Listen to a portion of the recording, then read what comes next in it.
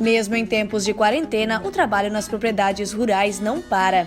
No Vale Agrícola de hoje, nós vamos falar sobre a produção de leite, onde os agricultores estão redobrando os cuidados para evitar a contaminação. A gente também fez precauções, evitar de sair só o necessário. O preço do produto deve subir nas próximas semanas e é principalmente por causa da estiagem que atinge o sul do Brasil. Então nós temos esses dois fatores, entre safra e estiagem, então a produção de leite vai diminuir.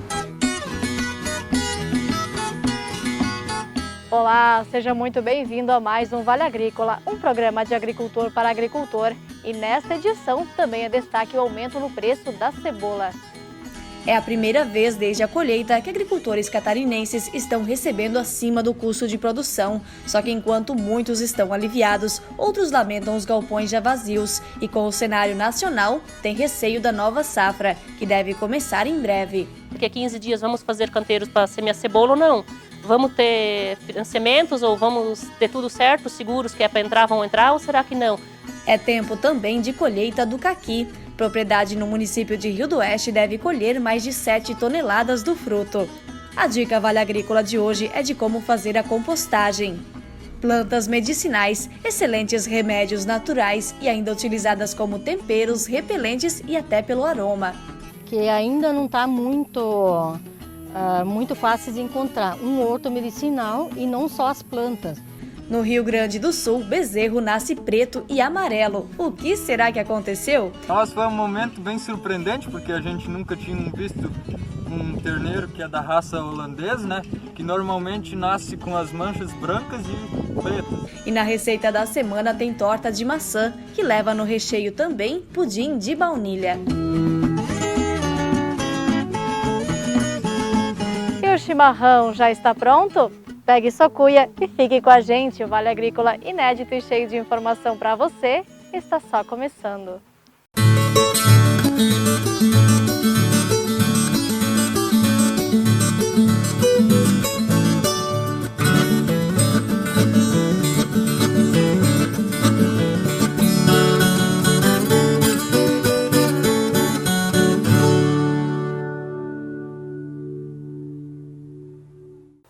O agro não pode parar. Sem comida não tem quarentena. Os produtores de alimento desempenharam um papel fundamental neste processo, seja fazendo a entrega em mercados ou verdureiras ou até mesmo direto ao consumidor final.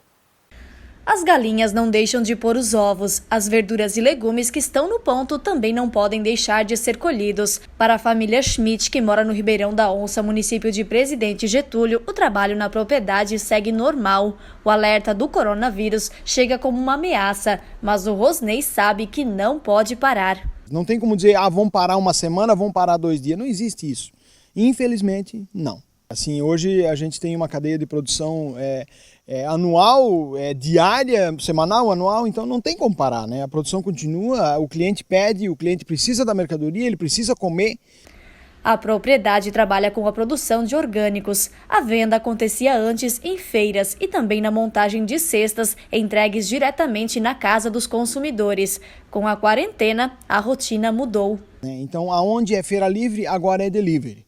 Então, na verdade, o que a gente faz? Leva na casa do cliente. Então, faz a cesta, ele faz o pedido e entrega na casa dele o que ele pediu, sem contato, não precisa nem conversar, vamos dizer assim, Hoje a mídia nos dá essa chance de poder fazer o pedido via WhatsApp, via meios de comunicação e entrega na casa dele, não deixando ele na mão e a gente continuando a produzir, podendo comercializar e mantendo a propriedade, Além das verduras, a propriedade também trabalha com a produção de ovos caipiras. São 300 galinhas. Ser agricultor não é fácil e nestas épocas o Rosnei diz que é preciso se manter firme. Agora sim, é uma época, para nós até está sendo uma época bem complicada em virtude da estiagem, A gente até reduziu um pouco porque não consegue plantar, na verdade, Então tem brócolis, tem couve-flor, a gente está plantando couve-folha, alface, folhosas, todas elas, berinjela, pimentão, então isso tudo é a cultura da época. O que tem da época a gente tem, Então planta de tudo um pouquinho, Batata doce, aipim, mas tem de tudo um pouco. O preço do leite deve aumentar nas próximas semanas, só que neste momento isso não tem muito a ver com a quarentena, e sim com a estiagem que castiga o sul do país. Nas propriedades de produção, o trabalho seguiu normalmente na semana. O trabalho da família Weber do Rio Antinhas, em Petrolândia, começa antes do sol nascer. Na propriedade de produção de leite, higiene sempre é prioridade. Antes de começar a ordem, o sanitizante lava todo o equipamento. Na sequência, tem o pré-dimping para limpar o Uber. Mesmo nos dias de quarentena, a ordenha segue normalmente. O que mudou foi o cuidado em geral na propriedade. A gente via pela televisão, né, e daí a gente também fez precauções, né, de evitar de sair só o necessário e chega em casa, é álcool em gel e tudo a gente fica cuidando, né. E se chega alguém aqui na propriedade para conversar, para oferecer algum produto, apesar de estar bem restrito, né, porque o chimarrão não tem mais, né, mas a gente acaba conversando um pouquinho ali no que é necessário e cada um vai para o seu lado e segue, né.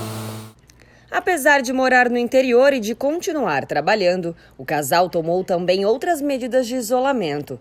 Os pais do Fábio, que já tem certa idade, ficam sozinhos em outra parte do sítio, evitando até mesmo o contato com os netos. É isso que eles estão pedindo, então a gente, mesmo que a gente não está numa aglomeração de pessoas, mas a gente está tentando seguir o mais certo possível para evitar e cuidar deles também, né? A nossa rotina de trabalho é a mesma, né? Essa não muda, não pode mudar, né? Porque aqui o agro não pode parar, né?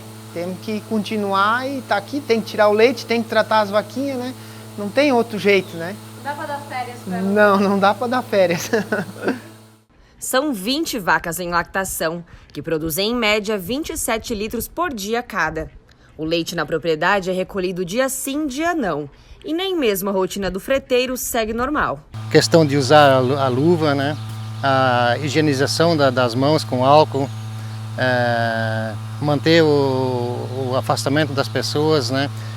São tudo medidas que estão sendo tomadas para evitar o coronavírus, né? Da propriedade e de tantas outras, os caminhões carregados de leite seguem para centrais como esta, que fica no município de Aurora. São recebidos mais de 50 mil litros de leite por dia. E como qualquer indústria alimentícia, são diversas barreiras sanitárias, como desinfetar botas, lavar as mãos e antebraços constantemente. Mas as regras foram intensificadas. Hoje o caminhão passa uma água normal e depois ele passa novamente uma barreira sanitária para desinfetar ele. Tanto para segurança para o pessoal que trabalha em cima dos tanques, né? E para o próprio motorista. Hoje o motorista ele não sai de dentro do caminhão, fica aguardando a descarga, todo o processo é feito pelos nossos funcionários para evitar uma contaminação. E como será que fica o mercado do leite com a quarentena? Segundo o gerente de produção da Cravil, o mercado está dividido em 2 grupos. De um lado, a produção de queijos, que reduziu o consumo por causa do fechamento de bares e restaurantes.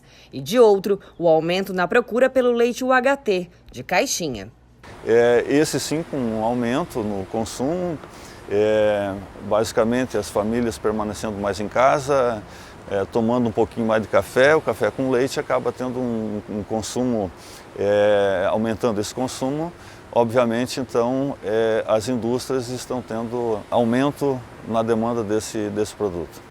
Só que, por outro lado, estas indústrias de beneficiamento do leite UHT também estão enfrentando dificuldades para manter a produção.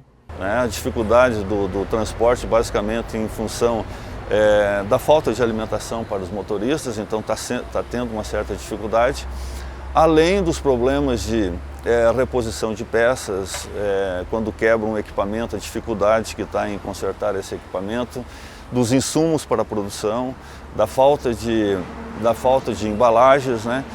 O preço do leite deve aumentar nas próximas semanas, e não só por causa das dificuldades em quarentena. É época de entre-safra na produção, agravada pela forte estiagem no sul do país. As pastagens de verão estão terminando antes do prazo. Ainda não é hora de semear a de inverno, e sem chuva fica ainda mais complicado. Então nós temos esses 2 fatores, né? Entre safra e estiagem, então a produção de leite vai diminuir. Obviamente que a tendência seria natural, sem falar da questão do Covid-19, seria aumento nos preços do leite, né?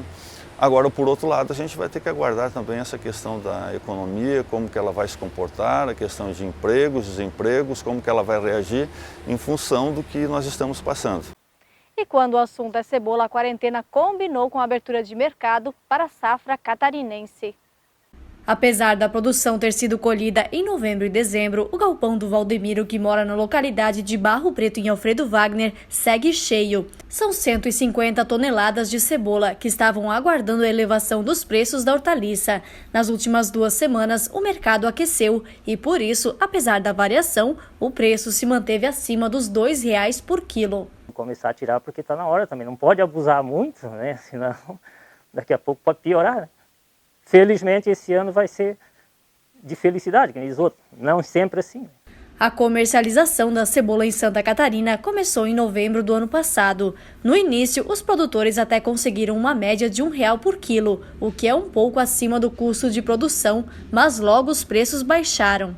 A safra do Paraná e do Rio Grande do Sul, elas praticamente já estão encerradas. Então, sobre essa, a Santa Catarina praticamente sozinha abastecendo o mercado brasileiro. Se nós temos aí 50, 60 mil toneladas para serem escoadas ainda, isso é pouco e, obviamente, o país vai ter que buscar importações. Segundo a Câmara Setorial da Cebola, resta apenas 15% da produção em Santa Catarina. Daniel explica que a Argentina, que pode exportar cebola para o Brasil nas próximas semanas, também enfrenta problemas relacionados ao clima e, por isso, deve ter quebra na produção. Prejuízos também no Nordeste, que só deve abastecer o mercado interno no final de maio. E na Europa também aumentou a procura pela hortaliça nos últimos dias.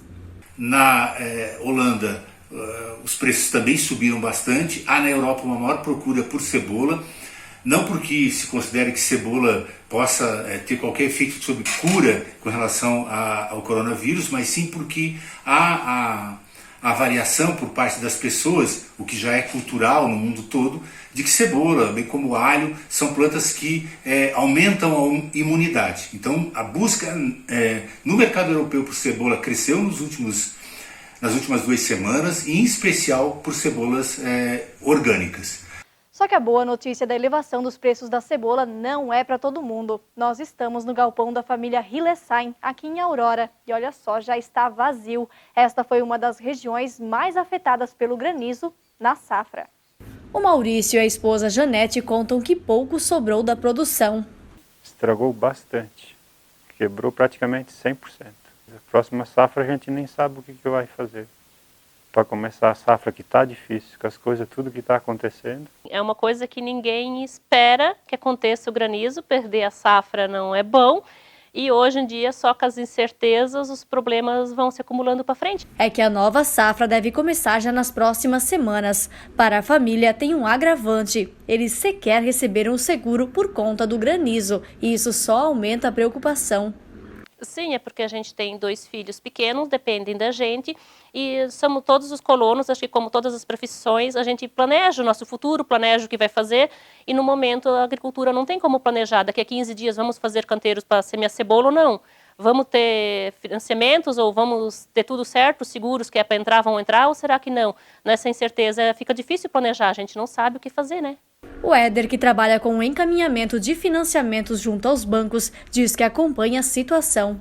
Aquelas propostas que já estavam sendo encaminhadas foram concluídas, novas estão sendo acolhidas. Estamos em contato com os agentes financeiros, o Banco do Brasil e as cooperativas, e estas nos estão dando suporte para que consigamos fazer todas essas atividades. Sabemos dessa preocupação do nosso agricultor, a gente está em fase inicial de compra de insumos para a nova safra de cebola e esse pessoal e nós dependemos do crédito. Segundo o engenheiro agrônomo da Cravil, apesar do receio dos produtores em relação à nova safra, é preciso buscar a normalidade. Porque o alimento ele é essencial, então vai se precisar produtos. Ver com positividade a próxima safra. Nos próximos meses, os produtores estão buscando adquirir os insumos e a indicação é que se faça isso, porque se deixar tudo para acontecer após o segundo semestre, o país ele tem uma capacidade de logística, principalmente fertilizantes. E se o produtor não antecipar a aquisição desses insumos, pode acontecer de lá na frente gerar um gargalo, né, de importação, principalmente dos fertilizantes, e no momento que ele precisa do insumo, esse insumo não está à sua disposição. É isso que nós estamos fazendo, é isso que a Cravil está preocupada em buscar alternativas para que nós possamos continuar produzindo, inclusive para como nós vamos fazer para financiar os nossos agricultores, os associados, com os insumos agrícolas, com os fertilizantes, para que ele possa fazer o próximo plantio que está logo ali na porta. Neste ano a sorte favoreceu quem esperou, quem guardou cebola, né? Mas nós já tivemos casos, muitos casos que os agricultores guardaram, a cebola apodreceu e o preço não veio. Nós vamos agora para um rápido intervalo e na volta vamos falar de compostagem. É dica Vale Agrícola sobre como reaproveitar os restos de alimentos e tem a produção de plantas medicinais. Daqui a pouco a gente volta.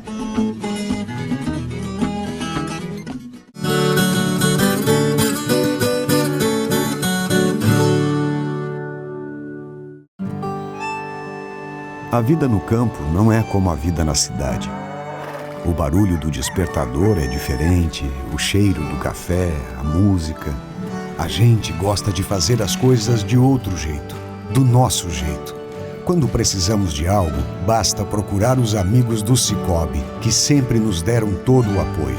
Sicoob, o parceiro do produtor rural catarinense. Muito antes do agronegócio ter esse nome bonito. Em 1984, surgiu uma empresa preocupada em fornecer aos agricultores sementes de cebola de qualidade. Há 4 décadas, a Lotário vem investindo em tecnologia que traz mais sanidade e desenvolvimento para quem sabe que qualidade é fundamental. Sementes Lotário, o nome de força em sementes de cebola.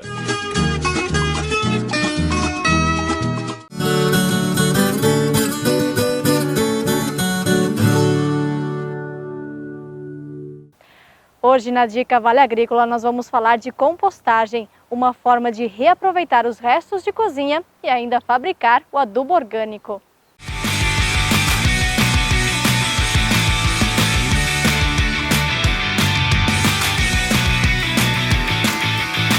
Então, de que forma que a gente pode tratar grande parte do rejeito, do lixo que a gente produz na nossa casa, né?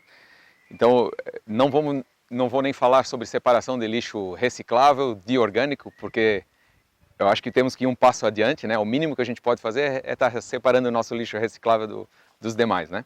Então, falando hoje sobre esse lixo compostável, né, que é o nosso orgânico de verdade, a gente pode tratar ele de várias formas.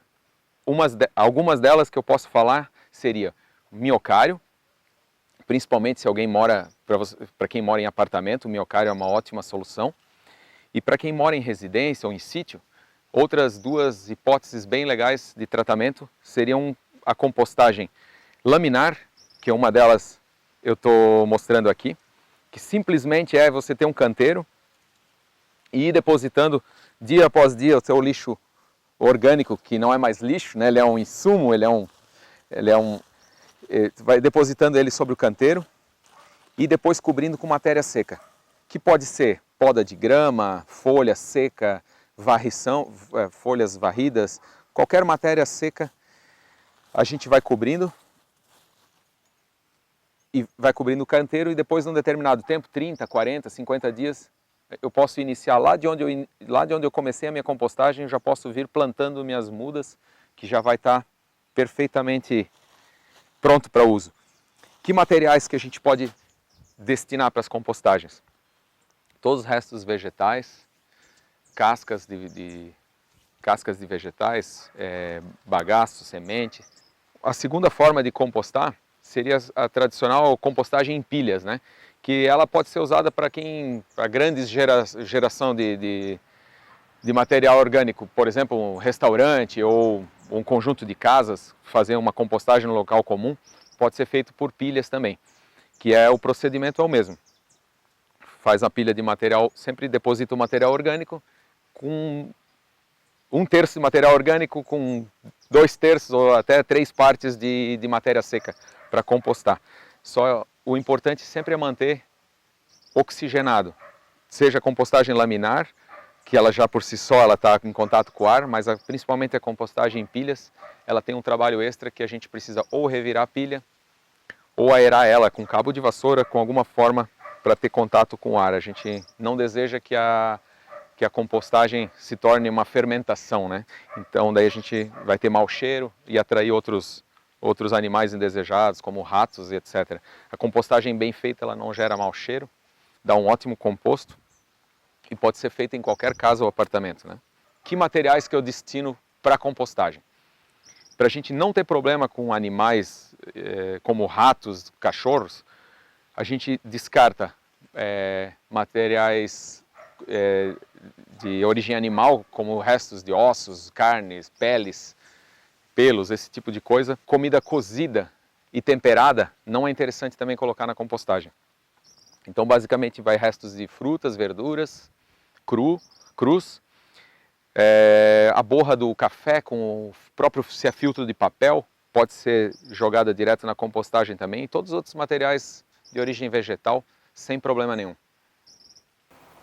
Desde a época dos nossos avós, algumas plantas são consideradas excelentes remédios naturais. Na horta servem como tempero, são aromáticas e ainda repelentes. O campo das plantas bioativas é imenso. Você vai conhecer agora uma agricultora que se dedicou a esta área.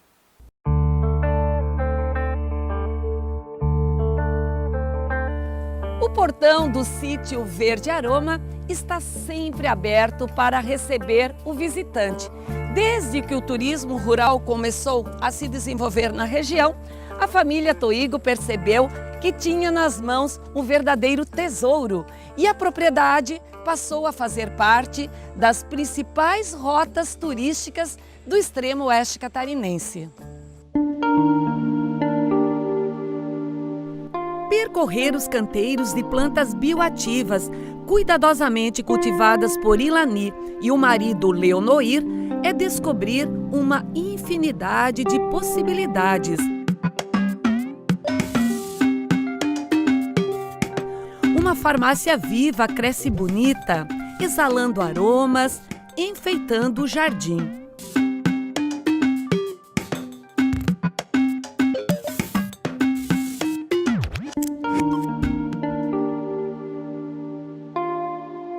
As plantas bioativas são aquelas usadas para fins medicinais, condimentares, aromáticos, repelentes.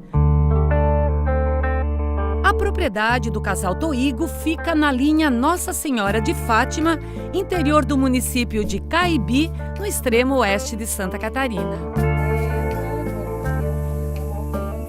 Profissionais me convidaram para participar de um curso na Ipagre em Itajaí. E daí lá eu gostei muito do trabalho da Ipagre. As plantas medicinais, assim, eu me encantei muito com aquele trabalho e aquelas imagens que eu vi. E cheguei em casa e falei para o meu esposo, vamos implantar para uma renda extra na nossa propriedade, né? Daí eu comecei a trabalhar com artesanato, travesseiros medicinais. E aí o pessoal começou a vir aqui à procura de chás e tal, e aí eu pensei, nossa, será, por que se não incrementar com algum curso de fitoterápico, algum trabalho que eu possa ajudar mais as pessoas, né? E daí eu fiz vários cursos de medicina chinesa, de radiestesia, fiz do bio, enfim, o que ia aparecendo eu ia fazendo, né? E nesse despertar ela participou de um curso e cada vez ela foi aprofundando mais. E esses dias eu brinquei, foi o dia que eu cheguei aqui, ela já tinha dado um jeito de instalar a internet, né? E à noite ela ficava estudando muito plantas medicinais. E ela evoluiu muito nesse sentido e continua evoluindo. Porque além das plantas medicinais, ela foi em busca de outros conhecimentos que fez formar todo o contexto agora da propriedade Toigo, né? Do sítio Verde Aroma, que é um sucesso. E abrir as portas da propriedade para o turista. O que representa isso para você? Representa, assim, que pessoas vêm em busca de algo diferente, que ainda não está muito fácil de encontrar. Um horto medicinal e não só as plantas, como o que fazer com as plantas medicinais. Que horto tem vários espaços, mas o que fazer com a planta ainda tem pouco. Então, o que produzir com as plantas? Então, alguns municípios já implantaram o horto medicinal, mas não é só ir lá cuidar da planta e pronto, né?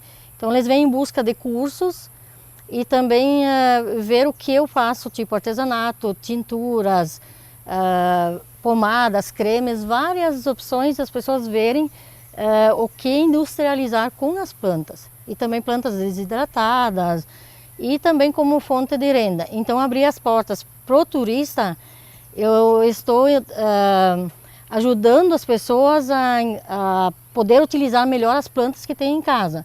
Tipo uma farmácia viva, oriento muito que cada família teria que ter uma farmácia viva em casa para os primeiros socorros. De que forma o turismo rural mudou a vida de vocês aqui na propriedade? Olha, a gente estava conversando esses dias, eu e meu esposo, a gente conversa muito a respeito da mudança de vida.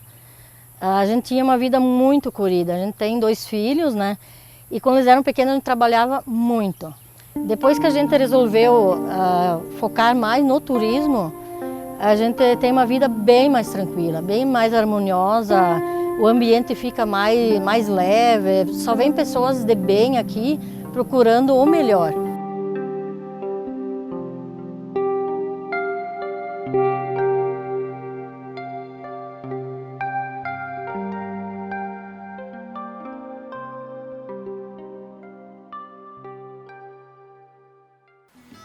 Os chás são maravilhosos, né? Os conhecimentos que ultrapassam gerações e têm ajudado muito, né? Já ajudaram muito no passado e com certeza vão continuar sendo fundamentais. Nós vamos agora para um rápido intervalo e na volta vamos falar sobre a colheita do caqui. Agricultor de Rio do Oeste espera colher nesta safra mais de 7 toneladas do fruto. No Rio Grande do Sul, bezerro nasce preto e amarelo e tem torta de maçã na receita da semana.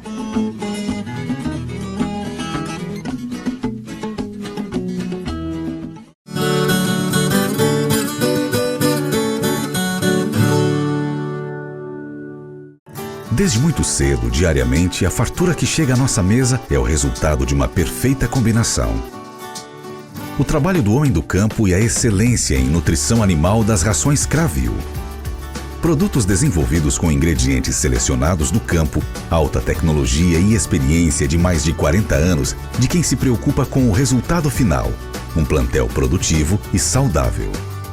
Rações Cravil. Tecnologia conquistando resultados. A Eco7 é a única do segmento certificada pela Sociedade Brasileira de Reabilitação Traumatológica e Ortopédica. O processo de fabricação dos colchões Eco e acessórios do sono da Eco7 é certificado pelo ISO 9001. Produzimos alta tecnologia para preservar seu maior patrimônio, sua saúde. Diga sim à vida, conforto e cuidados com sua saúde e bem-estar. Colchões Eco7, sinônimo de longevidade.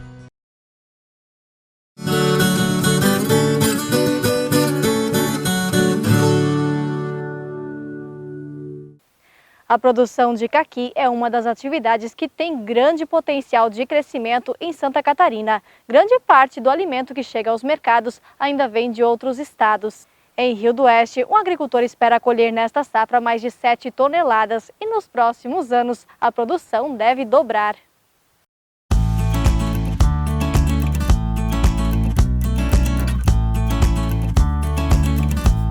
Os tons laranjas no pomar anunciam, é tempo de colheita do caqui. Na propriedade da família Giacomozzi, no Angico, em Rio do Oeste, estão plantados 400 pés da fruta em diferentes estágios. 150 são adultos e estão abarrotados de caquis da variedade Fuyu. A expectativa é colher nesta safra 7 toneladas. Olha, eu estou bem contente nesse ano, assim, apesar da maioria do meu produto ir para merenda escolar e não poder ter ido por causa desse vírus, né?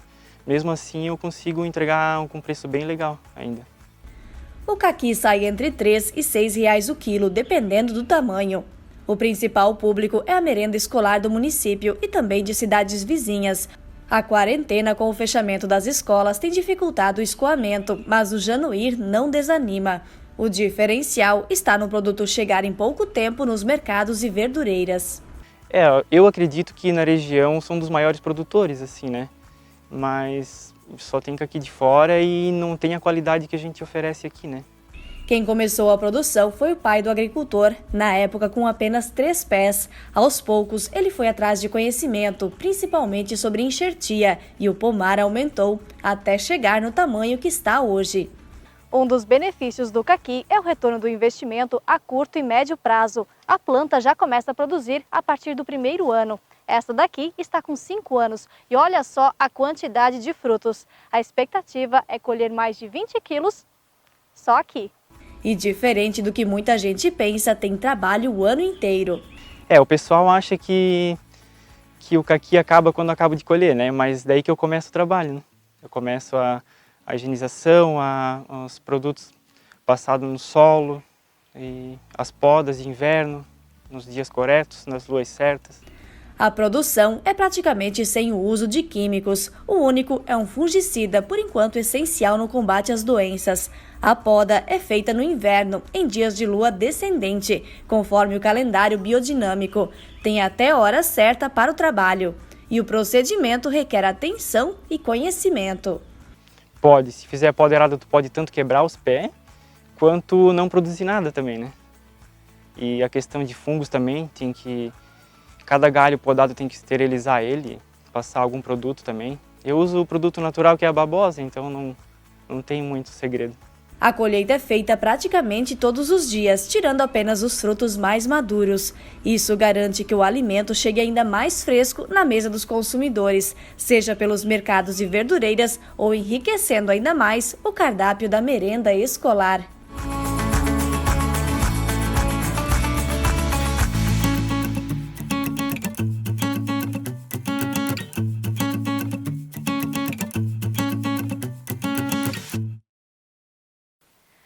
Ao invés de preto e branco, um bezerro nasceu preto e amarelo no Rio Grande do Sul. Tão curiosa quanto a situação é a explicação. Reportagem gravada 100% à distância. Confere aí. As fotos não deixam mentir e teve muita gente que, se não visse, não acreditava mesmo. A rainha da raça holandesa, campeã de produção de leite na propriedade da família Bolk de Canguçu, no Rio Grande do Sul, deu à luz a uma bezerrinha amarela. Isso mesmo, ao invés do tradicional branco junto com o preto, a pelagem veio na cor anormal. Nossa, foi um momento bem surpreendente, porque a gente nunca tinha visto um terneiro que é da raça holandesa, né? Que normalmente nasce com as manchas brancas e pretas. Então, esse nascimento do bezerro aí nasceu com as manchas amarelas ao invés de branco. É claro que o nascimento virou notícia na vizinhança e também na internet, já que o André é youtuber. Para nós não era normal, então a gente se surpreendeu bastante. E a gente nunca tinha ouvido falar, nenhum vizinho aqui da região, de ter acontecido isso na propriedade dele. Nós procuramos um veterinário que contou que o caso é incomum, mas tem explicação. A coloração amarelada presente nesse bezerro em questão nada mais é que o tingimento do seu pelo pelos líquidos do parto.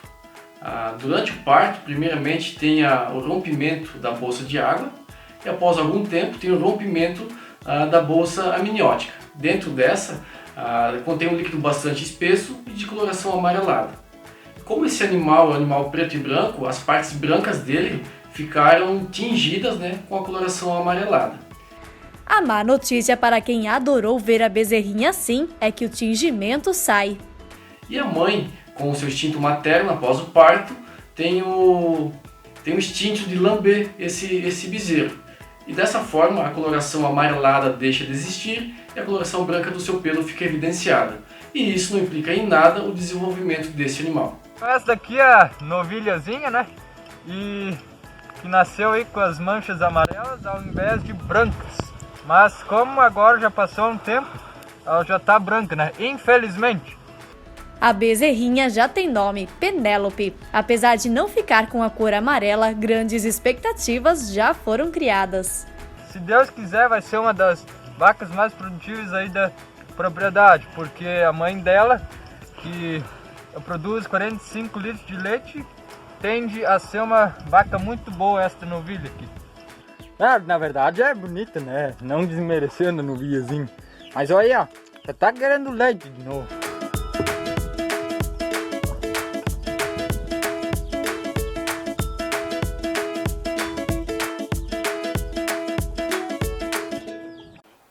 Que fofinha, né? Na verdade, a Penélope devia se chamar Amarelinha. Eu sugeri, mas eles disseram que não, que Penélope ficava melhor. Agora vamos mudar de assunto porque é hora de receita. A torta de maçã de hoje leva como ingrediente do recheio também o pudim. Alguma dúvida de que fica maravilhoso? Confere aí.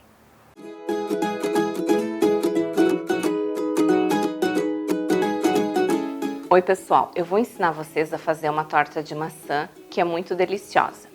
É a melhor torta de maçã do mundo e ela é feita em 4 etapas. A primeira etapa da massa é a base para forrar a forma, depois nós vamos fazer um pudim com baunilha, depois refogar as maçãs e por último a gente vai cobrir ela com farofa. Então para começar a massa da base a gente vai usar a manteiga, o açúcar. Junto com o açúcar eu vou colocar 1 colher de açúcar de baunilha, certo? Depois eu vou bater bem.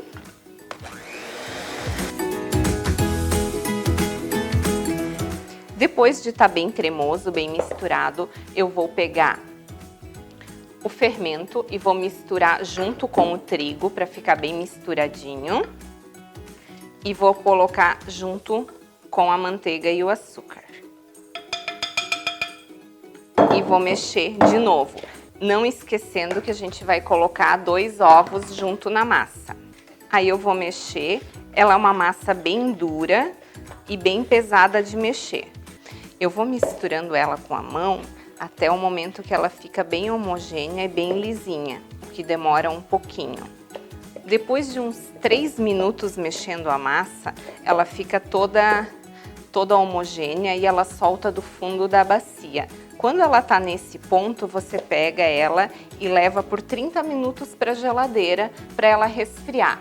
Pois então, como a gente já colocou a massa de base na geladeira, agora nós vamos refogar a maçã. A gente vai colocar meia colher de manteiga na panela. Vamos colocar as maçãs picadas em cubo. Aqui tem 1,5 kg de maçã e para a maçã não escurecer, eu coloquei o suco de 1 limão. Também vai 1 colher de açúcar. As maçãs elas vão ficar refogando até que elas fiquem completamente murchas. E para elas continuarem com uma cor clarinha, é importante colocar o suco do limão. Enquanto isso, a gente já vai adiantando fazendo o pudim. Para o pudim nós vamos usar 500 ml de leite. Vamos reservar um pouquinho do leite para fazer a mistura do pudim de baunilha. Junto com o leite vamos colocar 2 colheres de açúcar. Agora a gente pega o pudim e dilui ele no leite.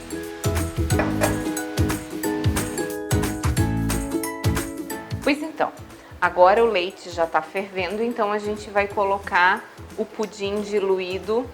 O pudim é bem rapidinho, ele já engrossa na hora, por isso tem que ficar prestando bastante atenção e mexendo para não grudar no fundo da panela. Tá bem consistente, então eu vou desligar o fogo do pudim e vou continuar cuidando da maçã.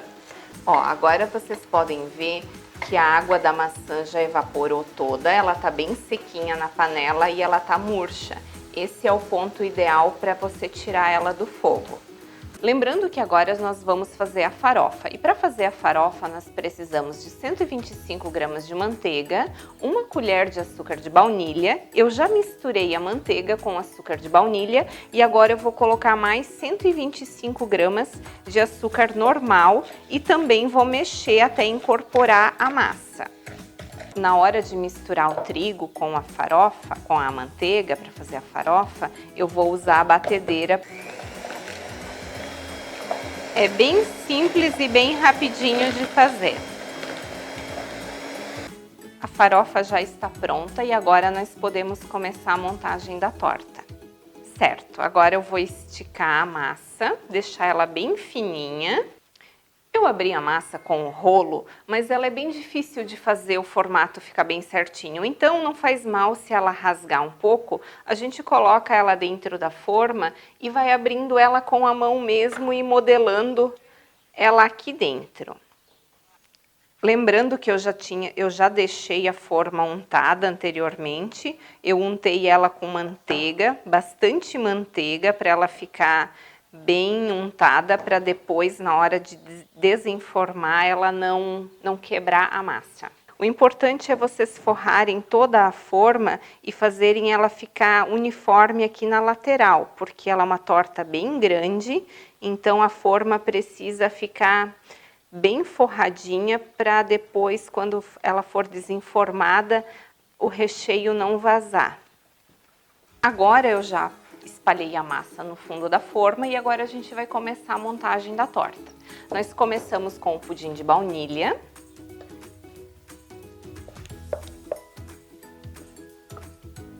Vamos espalhar ele bem no fundo da forma. Em seguida, vamos colocar as maçãs.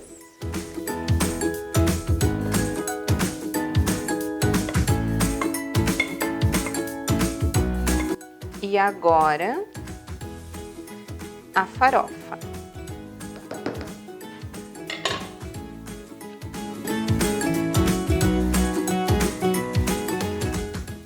Agora a gente vai levar a torta para o forno pré-aquecido a 200 graus por uns 40, 50 minutos ou até ela ficar bem dourada.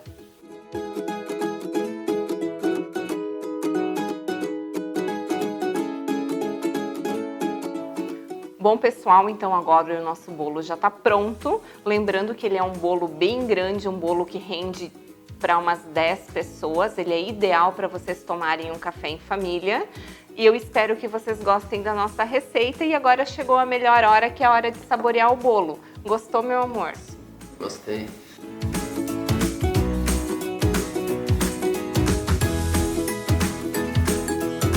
Um sabor bem acentuado de maçã e baunilha.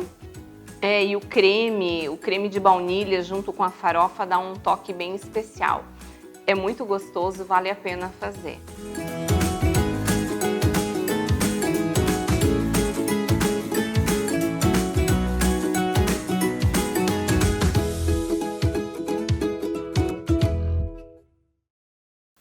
Além de tudo, é linda, né?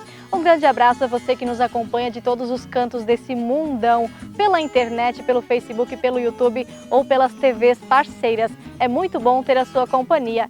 Tenha uma excelente semana de trabalho e a gente se vê na semana que vem. Até lá!